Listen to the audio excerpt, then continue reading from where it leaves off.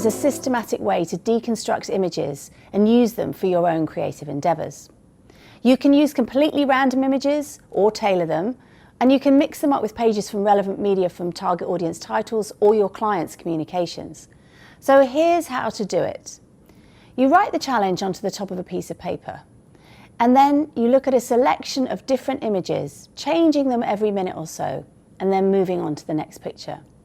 Try to give the picture a caption if you can, and write that alongside a set of descriptive words, anything that you notice about the picture. This might be your observations, reactions, feelings, thoughts about the picture. So if I'm doing this for a group, I like to do this with around 10 different images, either showing them on a screen for around 30 seconds, or better still, creating a gallery so that people can move around like we are here in the museum today and look at the images. Then, working individually, make connections between what you've written and your creative challenge at hand. After a few minutes working alone, pair up and ask each other to share interesting ideas and connections that you've made and build on each other's ideas. You can, of course, then share these with a wider group and continue to collaborate. This is an example of using random stimulus to help you make connections. We've talked about using visuals here, but you can also use objects to do the same exercise.